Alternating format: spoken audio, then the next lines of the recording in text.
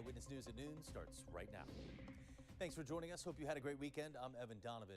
One of the teenagers charged in the shooting at Concord's tree lighting ceremony will stay in jail.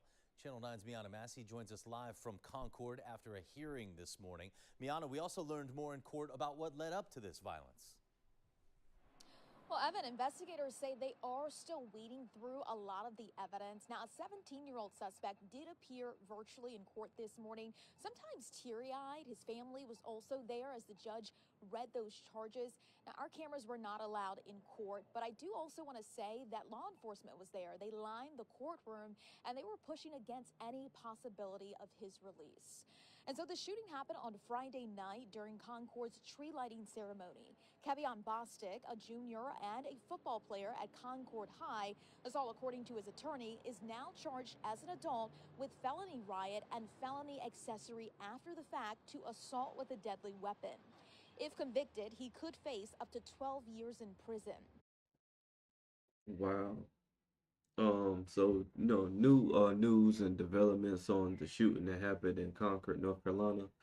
Um, Looks like a junior in high school, who they say also, played football, is being charged with the shooting. He's one of the individuals being charged in the shooting.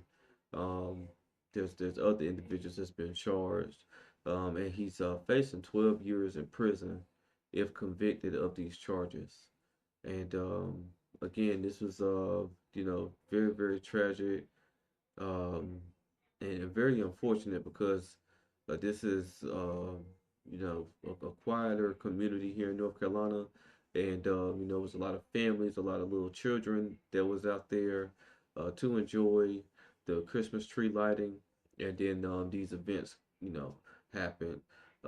Never know really, until we get a lot more information. What's the full story behind why the shooting occurred?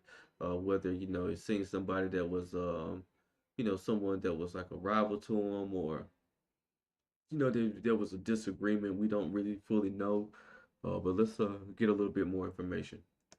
An 18-year-old Nazir Bostic is also a suspect. He was shot and remains in critical condition, but will be charged once he's released from the hospital.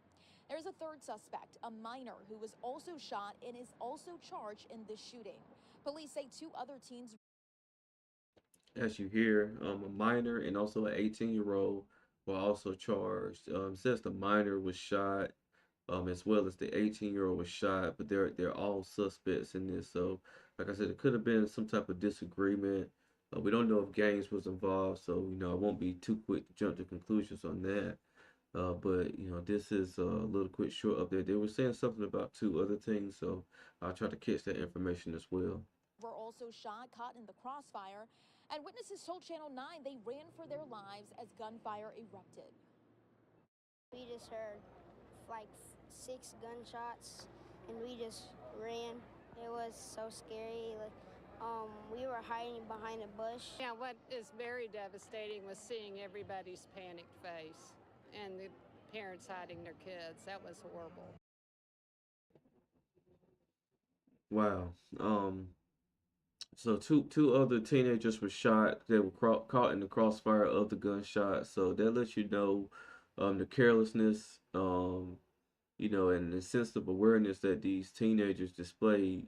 My question is, how are certain teenagers able to get guns and have access to guns to be able to do this type of thing? And it's very very unfortunate. So hopefully those two teenagers that were shot in the crossfire are able to recover and go back to some sort of normalcy for themselves. But the little boy, as he was saying, they were running and hiding. They were trying to hide behind a tree, and as we all know, a tree isn't really a sufficient hiding space when there's bullets flying and stuff like that. So it just lets you know that those are people that really value their life. Didn't really expect this to happen. The only thing they really had to cover themselves was a tree. And again, a tree is definitely not going to protect you from projectiles flying and stuff like that from gunshots. Um, and that's the lady was also saying it was, just heartbreaking and very terrible just to see parents trying to cover their kids and just trying to get out the way. I've seen several videos where it was just like the people with very, very, small children, and small children are not able to run real, real fast like that to, be ducking and dodging bullets. So um, eventually, someone's gonna start talking. A motive will, come to light, and we'll actually know, why these individuals chose to start shooting at each other in public like that, during a public event like that. Like I said, with smaller kids around, uh, it's just really no telling. Could have been a disagreement. It could have been a long-standing beef or something that happened, and this was the perfect opportunity for these individuals to shoot at each other. And again, they said a minor was also involved, so the minor could have been in his early teens. You never really know. But all these individuals are suspects. Some of them are in the hospital because they sustained gunshot wounds and stuff like that. But once they are released from the hospital, they will be charged, and we'll just have to just keep our eyes and ears open to this situation and see exactly what becomes of it. But very, very unfortunate news here out of North Carolina, and hopefully this doesn't affect too many community events and stuff of this nature, and you know we'll see what becomes of it.